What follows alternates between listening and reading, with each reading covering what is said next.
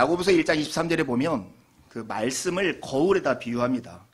어떤 말씀을 듣고서 그 말씀대로 순종하지 않는 그 사람을 자기 거울로 자기 있는 모습 그대를 봐놓고도 하나도 고치지 않는 사람에 비유하죠. 예, 하나님의 말씀이라고 하는 것의 요체는 하나님께서 예수 그리스도 안에서 우리를 위해서 행하신 일, 그것에 대한 기록이죠. 근데 하나님께서 예수님 안에서 행하신 그 일이 내 자신이 누군가를 비추는 거울이 될 수 있다고 하는 것입니다. 오늘도 하나님께서 행하시는 이 일을 통해서 우리 자신을 살펴보고 우리가 누구인가를 이해할 수 있는 그런 시간들이 되었으면 참 좋겠습니다. 고린도전서 이 편지는 고린도 교회에 보내는 첫 번째 편지라는 것입니다. 고린도는 지금 그리스 반도에 있는 항구 도시예요. 우리나라로 하면 부산과 같이 무역과 문화가 굉장히 발달되어 있는 도시고 향락과 종교가 굉장히 뛰어났던 도시입니다. 근데 이 도시에서 바울 사도가 적어도 1년 6개월 동안 지내면서 복음을 전했고 이렇게 큰 교회가 됐어요. 근데 떠나서 에베소에 있는데 이 교회 안에 여러 가지 문제가 있다는 것을 편지로 받게 됩니다. 그래서 이런 문제들을 어떻게 해결할 수 있을까 고민하면서 쓴 편지가 이 고린도전서예요. 그때 첫 번째 다루는 문제가 뭐냐면 분열이에요. 나는 바울파야. 바울이 최고야. 나는 베드로파야. 베드로의 가르침이 가장 예수님한테 직접 받았으니까 좋지. 아니야. 예수님이 하신 말씀이 최고지. 나는 예수파야. 이렇게 하면서 크게 4개의 파로 나눠져서 서로 싸우는 거죠. 서로 싸운다는 건 뭐냐면 내가 잘났다는 거잖아요. 내가 옳다는 거. 내가 진리이고 내가 옳다는 걸 가지고 다른 사람이 틀렸다는 것을 증명하는 이 싸움을 하는 거예요. 바울 사도가 이것을 보면서 기가 찬 거죠. 기가 차가지고 고린도 교회에서 하는 이 마디가, 이거 첫 마디가 이거예요. 형제들아, 너희의 부르심을 봐라. 이 부르심이라는 것이 회심이라고 하는 뜻의 바울 사도식 표현이에요. 이게 너희들이 예수님을 믿었을 때 그 상황을 보라는 거예요. 그러면서 이렇게 묘사해요. 그때 너희는 육체를 따라서 지혜로운 자가 많지 않고 능한 자가 많지 않고 문벌 좋은 자가 많지 아니하도다. 너희들이 제일 처음에 예수를 믿어서 이 고린도 교회에 모였을 때 너희들 중에 스펙 좋은 사람이 한 명이라도 있었냐? 박사학위 가진 사람이 누구라도 한 명이라도 있었어? 아니면 너희들 중에 진짜 능력이 좋다라고 사회에서 공인된 사람이 있었어? 아니면 좋은 집안 출신이야? 그런 사람이 하나도 없는데 이제 와서 뭘 자랑해? 이렇게 바울 사도가 되묻는 장면이 이 장면입니다. 부르심을 받을 때 그 처지를 생각해 보면 신자라면 우리가 어떻게 해서 하나님의 가족이 되었을까? 예수 그리스도를 믿게 되었을까? 이것을 질문하지 않을 수 없는 것입니다. 아까 양집사님이 기도했을 때 시편 65편 4절의 말씀처럼 주님께서 택하시고 우리를 가까이 오게 하사 주님의 뜰에 거하게 하신 사람들, 그게 바로 그리스도인들이에요. 주님이 택하시고 가까이 오게 하사 주님의 뜰에 거하게 하신 사람들. 우리가 어떻게 이렇게 되었을까? 조금 더 성경의 여러 가지 증언들을 펼쳐보면 죄인이었던 우리가 어떻게 하나님 앞에서 의롭다라고 인정을 받고 하나님과 원수 관계였던 우리가 어떻게 하나님과 친구 관계가 되었고 어떻게 종처럼 압이 없는 사람으로 살던 우리가 어떻게 하나님의 아들들이라고 부르심을 받았고 죄를 짓는 데 익숙하고 죄를 짓는 것이 우리에게 유익되다고 생각하던 자들이 하나님의 뜻을 쫓아 살아가는 삶이 더 복되다고 생각하는 새로운 피조물이 되었을까? 이 질문을 당연히 할 수밖에 없는 것이죠. 주님이 택하시고 가까이 오게 하신 이 은혜가 오늘 우리가 하나님의 가족이 된 그 원인이라고 우리가 답할 수밖에 없는 것입니다. 정말로 예수 그리스도는 우리를 흑암의 권세 아래에 있던 사람들이었는데 하나님이 사랑하는 아들의 나라, 즉 예수 그리스도가 은혜로 통치하는 그 나라 안에 들어올 수 있도록 우리를 택하셨고 우리를 부르시고 가까이 오게 하셨고 주님의 가족이 되게 하신 것입니다. 여러분, 이게 관념적으로 들린다면 우리가 살아가고 있는 시대하고 이렇게 대비를 한번 해보세요.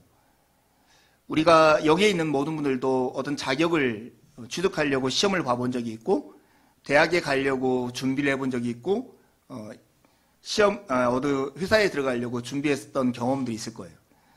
그때 경험을 보면 우리가 최선을 다해서 무엇인가를 했고 준비를 하는 시간이 정말로 몇 년씩은 다 걸렸을 거예요. 그런데도 불구하고 그때 뽑는 방법은 늘 능력에 따라서 줄 세우고 이렇게 뽑을 수 있는 사람의 숫자만큼만 택해서 그 안에 거하게 한다는 거예요.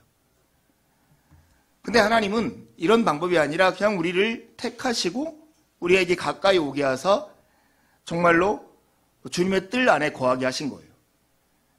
하나님의 나라가 참으로 거꾸로 되고 정말 이상한 나라예요. 왜냐하면 들어가는 방식이 이 세상과 달라요. 이 세상이 정말로 시험을 통해서 능력에 따라 된다면 하나님 나라에 들어가는 방식은 은혜에 의해서 믿음을 통해서만 되는 거예요. 우리에게 어떤 자격과 조건이 주어지지 않아요. 그 나라에 살아가는 방식도 굉장히 달라요. 왜냐하면 이 세상은 어떤 자격을 딱 갖추면 그 자격을 가지고 군림하려고 하고 나 편하자고 살아가게 됩니다. 그런데 하나님의 나라는 서로를 종이 되어서 섬김으로써 서로를 왕처럼 만드는 나라가 하나님의 나라이기 때문이에요. 그런데 그 하나님의 나라는 세상을 보는 관점도 달라요. 세상은 사람들을 능력에 따라서 외모에 따라서 평가하고 판단하지만 하나님의 나라는 중심을 봐요. 그가 아무리 초라하다 할지라도 하나님이 그 한 명의 인생을 천하보다 귀하다고 여긴 그 눈빛으로 그를 바라보게 되는 거예요. 세상에 겉이 아름답게 포장되어서 멋스러운 그 장면이라 할지라도 그대로 보지 않고 그 속에 스며 있는 악한 본질들을 꿰뚫어 보는 것이 하나님 나라의 삶을 보는 방식이라는 거예요. 이렇게 보면 우리가 지금 이 자리에서 하나님의 가족이 되었고 하나님 나라의 백성이 되었다라고 하는 것은 참 믿을 수 없지만 놀라운 사실이라고 말할 수밖에 없어요. 여러분, 우리가 몇 해 전에 강남 스타일로 전 세계가 떠들썩했던 것을 경험했습니다. 어느 날 싸이가 나와서 자기가 가장 감동적이었던 장면이 에펠탑 앞에서 공연할 때 정말 그 많은 유럽의 사람들이 이 강남 스타일을 따라 부르는 떼창을 할 때였더라고 하는 얘기를 들은 적이 있어요. 여러분, 여기에 있는 사람들 중에 강남 스타일 가사를 아시는 분 계세요? 가사의 내용이 뭔지 혹시 아시는 분 계세요? 제가 일부러 어제 설교 준비하면서 이렇게 가사를 쭉 찾아봤더니요, 두 줄로 요약할 수 있더라고요. 예, 낮에는 따사롭고 인간적인 남자나 여자, 밤에는 심장이 뜨거워지는 남자나 여자, 둘이 만나서 어떻게 해보자. 이게 가사의 전부예요. 이게 강남 스타일이에요. 제가 이 가사를 보면서 어린애들이 이걸 따라서 했을 때가 얼마나 낯뜨거운 것인가 하는 생각을 했어요. 근데 여러분, 우리가 살고 있는 이 삶의 문화라고 하는 것, 우리가 당연하게 여겨서 왜라는 물음표를 붙이지 않는 여러 가지 현실들에 대해서 여러분, 우리가 긴장감을 가지고 행동해야 합니다. 많은 사람들이 예수를 믿으라고 하고 예수님이 부활하셨다 이렇게 말을 하면 왜라는 질문들을 정말로 많이 던지고 믿지 않으려고 여러 가지 핑계를 많이 댑니다. 하지만 우리가 살아가는 이유들, 돈이 이만큼 있어야 돼, 세상이 말하는 이것에 대해서 왜라고 묻는 사람들이 보셨습니까? 그 가사가 어떻든 간에, 그가 끼치는 영향이 어떻든 간에 무조건 많은 사람들에게 호응을 받고 인정을 받고 박수를 받으면 그게 선이라고 인정하는 그런 사회의 문화에 대해서 우리가 왜라고 질문해 본 적이 있느냐는 거죠. 가장 아이러니한 것은 게임 산업을 굉장히 막 중흥하기 위해서 돈을 대면서 게임 때문에 중독에 걸린 어린아이들과 학생들을 고민하면서 중독 치료를 해요. 맛있는 음식을 먹어야 행복하다고 엄청나게 먹고는 그것을 다이어트를 하기 위해서 엄청나게 또 돈과 에너지를 쓰는 게 우리 사회예요. 이런 모순에 대해서 왜 우리가 이렇게 하고 있지? 이런 질문을 던지지 못한다면 우리는 거짓을 선으로 여기고 선을 거짓처럼 여기고 우리에게 유익된 것을 우리에게 무익한 것으로 여기고 우리에게 무익한 것을 우리에게 유익한 것으로 여기면서 그냥 살지 모른다는 거예요. 여러분, 우리가 예수 그리스도의 백성이 되고 예배하는 자리에 있는 이 사실, 여기 안에는 하나님을 향해서 온전히 헌신하신 분들도 있고 긴가민가 하신 분들도 있고 믿음에 대해서 저항하는 분들도 있을 수 있겠지만 오늘 이 부활절 아침만은 한번 이런 질문을 해보셨으면 좋겠어요. 하나님이 일하신다는 방식이 뭐야? 근데 왜 하나님은 굳이 이렇게 일하실까? 이런 것들에 대해서 우리가 한번 좀 질문해 볼 수 있잖아요. 왜 하나님은 그냥 보통 사람들을 택해서 시험에 응시한 게 아니고 그냥 택해서 가까이 오게 하사 당신의 뜰에 거하게 하셨을까? 더 놀랄만한 사실이 이거예요. 하나님께서 택하시는 대상이 세상에서 지혜롭고 강하고 잘났다고 생각하는 사람들이 아니라 세상에서는 미련하고 어리석고 약하고 비천하고 멸시받는 사람들을 선택한다는 거예요. 이렇게 어리석은 경영자가 있을까요? 이렇게 어리석은 입학사정관이 있을까요? 근데 하나님은 이렇게 세상이 보기에는 어리석고 약하고 미련하게 행동하시는 거예요. 예쁘고 똑똑한 사람이 아니라 못나고 모질이 같은 사람을 선택해서 당신의 자녀로 삼고 있는 이 모습을 보여야 한다는 거예요. 미련한 것들을 지혜로운 자들 대신에 택하고 강한 것들 대신에 약한 걸 택하고 있는 것들 대신에 비천하고 멸시받고 없는 것을 택하여서 세상에서 내가 있다고 생각하고 내가 강하다고 생각하고 나는 지혜롭다고 생각하는 그것들의 지혜를 부끄럽게 하려고 하는 것이 하나님의 목적이었습니다. 여러분, 구약 성경은 이런 이야기로 가득 차 있어요. 여러분, 대표적으로 가인과 아벨이라고 하는 두 사람이 있었어요. 근데 가인이라는 형 대신에 아벨이라는 동생을 하나님께서 선택합니다. 에서와 야곱이 엄마의 뱃속에 있는데 그때부터 누구를 선택했냐면 에서 대신에 야곱을 하나님이 먼저 선택합니다. 그 당시에 장자는 그 당시의 사유의 주류였어요. 장자에게는 다른 형제들보다 두 몫의 유산을 주도록 되어 있었어요. 그런데도 불구하고 그런 시대의 문화 속에서 장자 대신에 동생을 이렇게 선택했다는 것이 참 놀라워요. 그뿐만 아니라 여성을 선택할 때도 마찬가지였어요. 하갈이라는 젊고 아름답고 아기를 잘 출산할 수 있는 여인 대신에 하나님은 사라라고 하는 늙어서 이제는 경수가 끊어져서 아기조차도 날 수 없는 이 여인을 하나님께서 열방의 어머니로 선택해서 그 일을 하게 하신다는 것입니다. 우리 시대의 가치 기준으로 하면 이렇게 질문할 수 있어요. 정말 하나님은 심술구주시네요. 하나님, 이거는 공정에 어긋난 거예요. 똑똑한 사람을 뽑아줘야지 왜 이렇게 못난 사람을 뽑으세요? 이렇게 말할 수 있어요. 하나님은 민족들 가운데 이스라엘이라는 민족을 특별히 뽑아가지고 하나님의 선택된 백성, 하나님의 구원을 이루는 통로로 써요. 신명기 7장에 보면 이스라엘 백성들을 선택한 이유를 말씀하세요. 이스라엘 민족이 수요가 많거나 강대국이었기 때문에 뽑은 게 아니라는 거예요.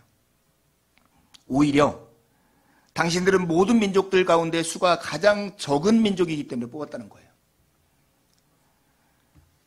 느낌 오세요? 하나님이 이렇게 일하시는 방식에 대한?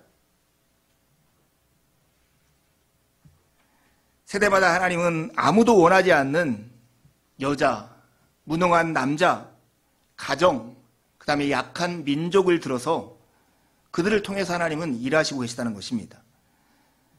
하나님은 세상이 외면당하고 있는 그 사람들을 선택하시고 번번이 그들의 실패와 연약함과 때로는 그들의 고난을 통해서 그들을 구원하는 그 일들을 행하셨습니다. 하나님은 세상에서 능력이 있다고 생각하고 자기의 힘으로 군림하는 사람들이 실패하도록 만드시고 세상에서 실패하고 가능성이 없다고 생각하는 사람들을 들어서 구원의 자리에 오르게 하신 분이 우리가 지금 예배하고 있는 하나님입니다. 하나님의 의도가 무엇입니까? 우리가 가지고 있는 능력과 우리가 가지고 있는 선한 의지와 우리가 가지고 있는 삶의 방식으로 진정한 생명을 이룰 수 없기 때문이라는 것입니다. 저 어렸을 때 강가에 살았습니다. 강가에서 제가 알기로도 3명의 초등학생 이하의 어린이가 죽었어요. 그 중에 하나는 저의 그 셋째 형님도 6살 땐가 5살 땐가 익사해서 강물에서 죽었습니다. 정말 제가 현장에서 같이 수영을 하다가 그 누나 하나가 수영을 마지막을 마무리할 때는 물에 잠수했다가 이렇게 머리부터 나와가지고 머리를 가지런히 하고 나오는 게 우리 동네의 모습이었는데 들어갔다 안 나왔어요. 나중에 봤더니 2번째 다리 밑에 걸려있는 시신을 발견하는 것을 제가 어릴 때 본 적도 있어요. 그래서 어릴 때 보면 물에 빠진 사람들을 구하는 것들을 흔히 봤어요. 근데 여러분, 물에 빠진 사람을 구해보신 적 있어요? 물에 빠진 사람들을 구할 때는 서두르면 절대 안 돼요. 서두르면 물에 빠진 사람들이 자기 살자고 자기를 구조하러 오는 사람을 붙잡고 늘어져서 둘 다 죽게 돼요.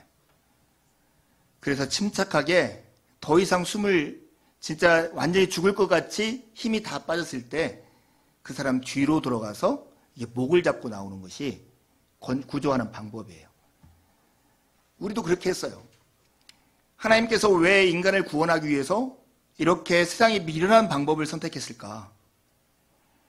그것은 이렇게 하지 않으면 인간이 자기의 의지와 힘으로 스스로 살겠다고 하면서 스스로를 죽이는 일을 거듭하기 때문에 그렇습니다. 여러분, 지금 우리가 겪고 있는 코로나와 우크라이나 전쟁의 이 상황이라고 하는 것을 여러분 주의 깊게 보시고 계세요? 이런 모습을 보면서 인간이 선하고 인간에게 가능성이 있다라고 말을 하는 사람들은 어리석거나 거짓된 사람들일 거예요. 어떻든 간에 소련이 가지고 있는, 러시아가 가지고 있는 탐욕과 그들의 욕망 때문에 우크라이나를 침공한 것이 정말 나비효과처럼 어느 나라에게는 부도를 일으키고 어느 나라에 먹을 것이 없어서 아우성치는 일들을 지금 만들고 있어요.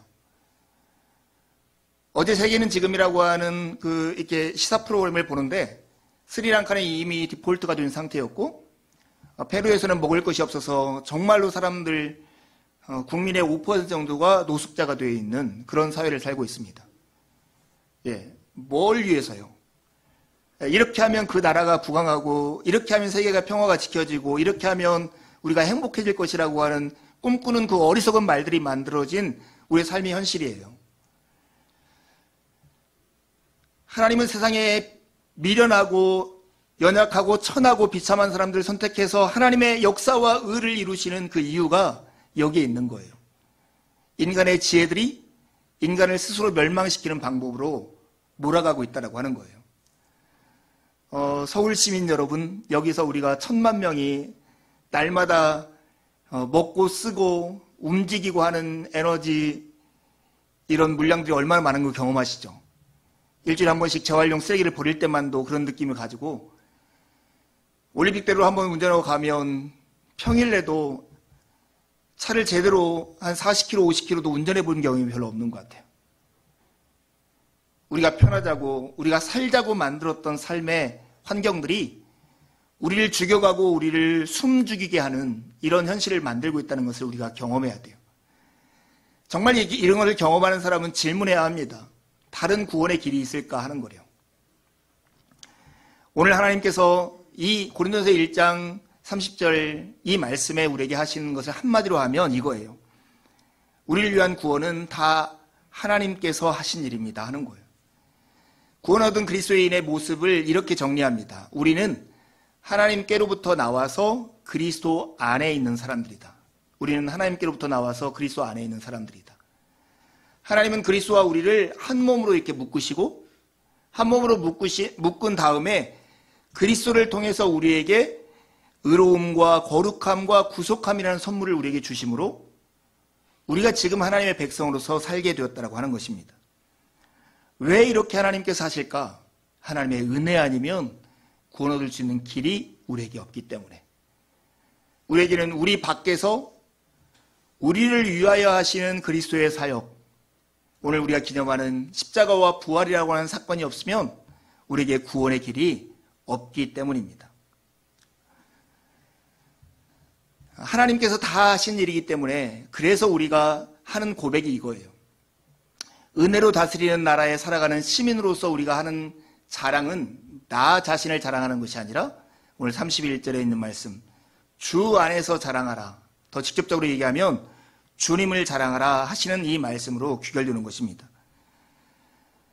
부요하신 그리스도께서 우리를 부요하기 위해서 스스로 가난하게 되셨고 그 덕분에 우리가 하나님의 자녀와 부요한 사람으로서 살게 되었다고 하는 것입니다. 그러니 누구를 자랑할 수 있겠느냐 이렇게 되묻고 있는 것입니다. 우리는 예수 그리스도께서 우리와 당신의 자리를 이렇게 바꿔주신 은혜의 덕분에 지금 이렇게 그리스도인의 자리에 있을 수가 있는 것입니다. 지난주 예배를 마치고 제가 제 방에 이렇게 앉아 있는데 밖에서 이렇게 서로 막 대화를 하는 장면이 소리가 들렸어요. 근데 안에 듣고 있자니 너무나 우스꽝스러웠어요. 왜냐하면 서로 영어를 못한다는 걸 자랑해요. 나는 중학교 1학년 실력도 안 될 거예요. 뭐 나는 어쩔 거예요. 막 얘기하는데 거기에 절정은 우리 경초 목사님이셨어요.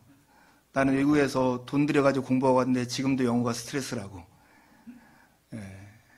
제가 이번 주에 회의가 있어서 우리 노예 목사님 중 한 분이 미국에서 한 30년 사시고 미국 시민권자인데 큰 교회 목회를 하고 있어요.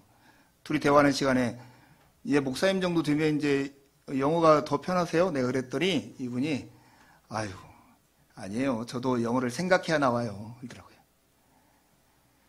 아무튼 영어를 막 못한다고 자랑하는 그 모습이 너무 우스꽝스러워 내가 나와가지고 이렇게 물었죠. 아니 뭘 못한다는 걸 이렇게 자랑해요. 경쟁적으로. 그랬더니 진짜 우리 두순집사님 지난주 멋졌습니다. 저에게 진짜 한 방 딱 먹이는 말을 했어요. 여긴 교회잖아요. 여긴 교회잖아요. 여러분 어디 가서 나 못한다고 나 못났다고 자랑해 본 적 있으세요? 여기는 그래도 되는 곳이라는 거예요. 우리의 허물을 누가 공격의 대상으로 삼지 않고 사랑으로 덮는 대상으로 삼는다는 거예요. 여긴 교회잖아요. 그래도 되는 곳이고 더 나아가면 그래야 되는 곳이에요. 우리 모두가 하나님의 은혜로 구원을 받았다면 우리의 든 모습은 하나님의 은혜로 되었다고 하면 내가 더 잘났다는 것은 하나님의 은혜를 더 많이 받았다는 거예요. 거꾸로 하면 내가 더 못났다는 증거이기도 한 거예요.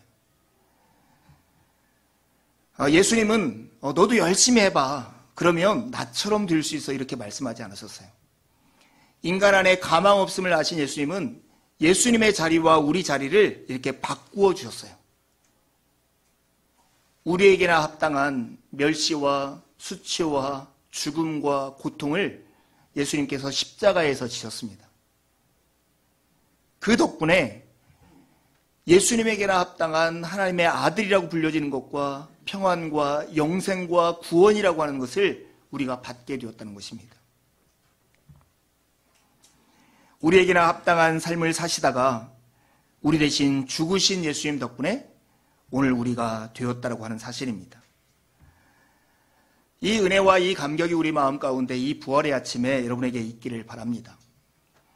여러분 우리가 살아가는 삶은 우리의 수고와 노력과 능력에 따라서 이루어지는 것 같지만 오롯이 하나님의 은혜로 되어지는 것입니다.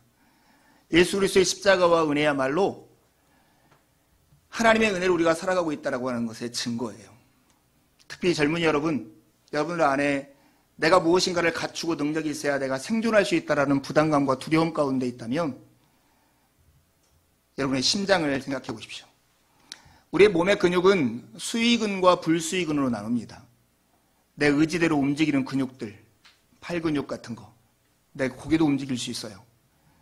그런데 분명히 근육인데도 불구하고 내 의지대로 움직이지 않는 근육이 있어요. 뭐가 있을까요? 대표적으로 심장 근육이에요. 여러분 스스로 심장 뛰어야겠다 하면서 움직여 본 적 있으세요? 누구도 그렇게 생각하지 않지만 심장은 뛰고 있는 거예요.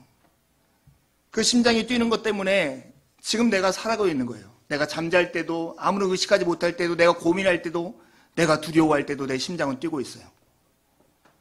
여러분이 살아있는 것이 여러분의 의지에 달린 게 아니라 여러분을 둘러싸고 있는 은혜에 달려있다고 하는 거예요.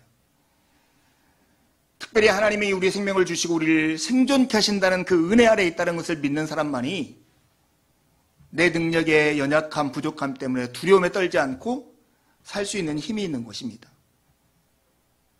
그럴 때만 마음에 여유 있어서 누군가를 돌아볼 수 있는 거예요. 우리가 살아가는 세상,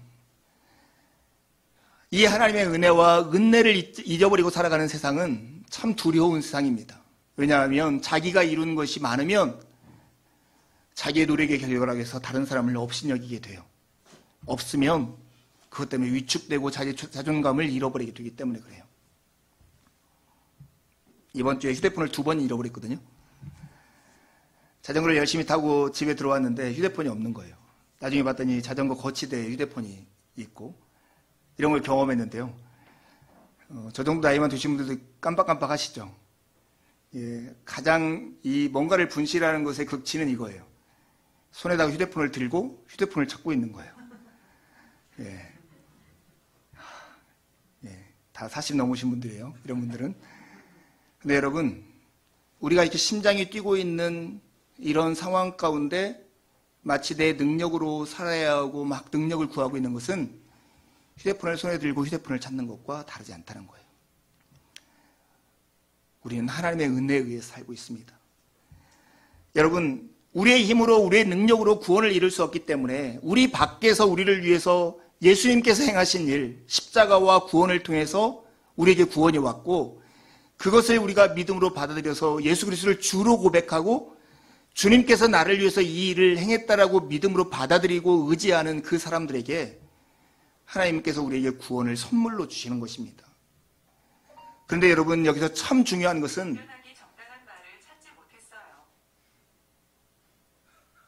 네, 구원을 선물로 주실 때 참 중요한 것은 우리에게 하나님이 거지에게 적선하듯 이것을 선물로 주시는 게 아니라는 거예요. 하나님이 우리에게 구원을 주시는 목적은 거지에게 오늘 먹을 수 있는 양을만큼 먹으라고 주는 게 아니라 자기 아들에게 상속을 주는 것처럼 하나님께서 우리에게 구원을 주시는 거예요. 아들에게 생명을 주시는 이 하나님의 이 지혜와 방법은 우리로 하여금 예수님이 우리를 위해서 행하신 것처럼 우리도 그렇게 따라 살도록 하기 위해서 이것을 주셨다는 거예요. 이것을 안 바울 사도가 이렇게 고백해요. 네, 하나님께서 우리의 능력으로 스스로 구원할 수 없는 자들을 위해서 우리 밖에서 우리를 위해서 구원의 일을 이루셨어요. 근데 이 구원을 이루셔서 우리에게 주신 선물은 거지에게 주는 선물이 아니라 아들에게 주는 선물이고 그냥 직원에게 월급을 주듯이 하는 게 아니라 아들에게 상속을 주는 것처럼 하신다고요. 예수님처럼 살아가도록 우리를 부르신 것이 하나님의 의도예요. 그것을 알았던 바울 사도가 빌립보서 3장에 이렇게 얘기해요. 내가 바라는 것은 그리스도를 알고 그분의 부활의 능력을 깨닫고 그분의 고난에 동참하여 그의 죽으심을 본받는 것이라고. 바울의 소망은 뭐냐면 그분의 고난에 동참하는 거예요. 예수님께서 나를 살리려고 그 십자가의 고난을 당한 것처럼 예수 그리스도를 믿어서 하나님의 자녀가 되었다는 것은 자기 십자가를 지고 주님을 따름으로써 그리스도의 고난에 동참하는 거예요. 나를 죽임으로써 스스로 가난하게 됨으로써 이웃을 부욕해 하는 일, 그것이 신자의 명예이고 신자의 영광이에요. 텔레비에서 크게 큰 교회나 위대한 교회들 거들먹거리는 어떤 목사들의 그 모습 보지 말고 여러분 옆에 있는 형제 자매들이 여러분들을 위해서 참아주고 여러분을 위해서 희생하고 마음 써주고 들어주는 그런 얘기에 주목해 보세요. 예수 그리스도의 제자의 삶은 거기에 있는 것입니다. 고난에 동참하는 삶. 여러분, 정말 우리 시대에 그리스도인들에게 정말 필요한 것은 우리의 암덩어리를 제거해서 춤이 되게 하는 거라고 생각해요. 이 암, 제가 바위를 생각하는 이 암이라고 하는 것은 인간의 굳어진 마음이에요. 그런 사람에게 힘이 있잖아요. 그러면 자기를 딱 중앙에 세우고 모든 사람을 자기 주변에 세워서 자기 말을 듣게 해요. 말을 듣지 않으면 폭력을 가해요. 뜻대로 안 되면 배제를 시켜버려요. 그런데 하나님은 우리를 나를 중심으로 이웃을 조종하는 이 바위덩어리로 만든 게 아니라 암덩어리로 만든 게 아니라 이웃들과 손잡고 그들의 마음과 맞춰서 함께 춤을 추는 사람으로 만들었다고요. 이 부활의 아침에 우리가 기억해야 할 중요한 메시지가 이거예요.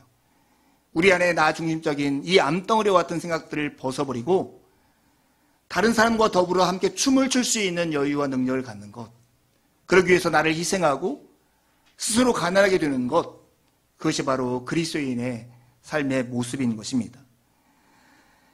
여러분, 다니엘서 2장에 보면 마르틴 루터 킹이라는 목사님이 흑인 해방운동할 때 썼던 매우 중요한 은유가 있어요. 자기가 이 믿음으로 우리는 절망의 산에서 희망의 돌을 떠서 이걸 가지고 우리가 진정한 민주의 그런 원리를 이루겠다 하는 그런 외침을 한 적이 있습니다. 이게 다니엘서 2장의 뜨인 돌이라고 하는 그림에서 나와요. 느부갓네살 왕이 잠을 잤어요. 이해할 수 없는 꿈을 꾼 거예요. 머리는 금인데 목과 이 팔은 은이고 배와 넓적다리는 노시고 그다음에 발과 쇠는 발은 쇠와 진흙으로 되어 있는 거예요. 꿈을 몰라가지고 여러 사람한테 묻다가 다니엘에게 온 거예요. 다니엘이 하나님께 기도했을 때 하나님께서 알려주신 것이 이거예요. 정말로 이 뜨인 돌, 산에서 깬 돌, 이 쇠석이라는 돌, 날카로운 돌이 이것을 이 신상들을 깨서 부숴버려서 결국 이렇게 부서진 이 신상이 여름 타작마당에 겨같이 되고 태산을 이루어서 온 세상에 가득하게 될 것이라는 환상을 봅니다. 우리가 생각할 때 난공불락처럼 흔들리지 않고 깨지지 않을 것 같은 나라, 가치, 사상, 이념, 그 다음에 우리의 가지고 있는 기대나 소망들, 인물들까지 영원한 것이 있었습니까? 우리가 지금 이 시대만 보면 돈이 가장 중요한 것처럼 여겨지고 시대마다 돈이 가장 우선인 것처럼 보이지만 돈을 많이 가진 것이 부끄러움을 당할 때가 반드시 올 것입니다. 여러분 아무리 많은 돈을 가지고 있다도 여러분의 생명을 하루 이틀이라도 더 늘릴 수 있습니까? 우리는 정정 회장이 주는 것도 받고 이건희 회장이 주는 것도 받습니다. 여러분 우리가 가지고 있는 어떤 것들도 우리의 생명과 소망을 줄 수 없다는 것을 깨달아야 합니다. 실패를 승리로 바꾸고 절망을 희망이라고 부르는 이 부활의 능력을 우리가 알면 이 시대의 가치에 우리가 고개 숙이지 않고 하나님 나라의 뜻을 가지고 마음을 품고 오늘을 살 수 있는 멋진 삶을 살아갈 수 있다고 하는 것입니다. 저는 이번 부활절 2일 지내면서 제 마음에 뻥 뚫린 것 같은 통쾌한 기사를 하나 읽었어요. 그것이 바로 그 손봉호 장로님이라고 하는 기독교에서 존경받는 이 어른이 했던 행동입니다. 최근에 어떤 유력 정당의 대표가 장애인 이동권과 관련해 가지고 그 단체하고 이슈가 되고 토론회까지 벌이는 장면을 봤습니다. 이 젊은 대표는 똑똑하고 말도 잘하고 공부도 많이 해서 매우 논리적이고 마치 잘 보면 이 친구가 이기는 것 같이 보였습니다. 그렇게 말 잘하고 설득력 있는 이런 말 앞에 이것은 아닌데 하면서도 달리 어떤 논리를 펴기가 애매한 이런 상황 가운데 있었어요. 여러저러한 많은 말들을 했지만 제가 볼 때 그 대표의 이런 논리를 한 방에 깨부수는 그 위대한 일을 한 게 바로 이 손봉호 장로님이라는 생각이 제가 들었어요. 부활절을 맞이해서 그분이 모은 재산 13억을 장애인에게 기부를 해버렸어요. 논리로 네가 틀려서 내가 맞아 이렇게 말하는 싸움, 내가 좀 더 능력이 있고 내가 좀 더 키가 커 이런 것들을 무의로 만들어버리는 그리스도의 십자가와 같은 행동이라는 생각이 들었습니다. 여러분 우리가 높은 권력과 많은 돈을 가지고 세상을 바꿀 수 없습니다. 결국 다툼이 일어날 거예요. 그러나 세상을 바꿀 수 있는 위대한 힘, 그것은 부활의 능력을 믿기에 오늘 자기 십자가를 질 수 있는 그리스도인의 사랑을 통해서만 세상은 달라질 수 있습니다. 우리가 전체 세상을 바꿀 수는 없을지 몰라요. 그러나 우리 가족과 우리 이웃과의 우리 공동체 안에서의 관계는 얼마든지 변화를 시작할 수 있습니다. 2000년 전 갈보리 언덕에서 별 볼 일 없는 12명의 제자와 함께 시작한 예수님의 운동이 전 세계 가운데 이렇게 많은 교회가 이루어지고 그분을 따르는 제자들을 만들었던 것처럼 우리의 작지만 조그마한 행동들, 이런 행동들이 우리 시대와 우리가 살아가는 사회와 우리의 나라와 우리가 근심하며 우리가 기대하는 것들을 이루는 하나님의 통로가 될 것입니다. 이 부활의 아침, 하나님의 부활의 능력을 믿기 때문에 예수 그리스도를 좇아서 자기 십자가를 지고 주님을 따르는 주님의 제자들이 되시기를 간절히 바랍니다. 함께 기도하시겠습니다.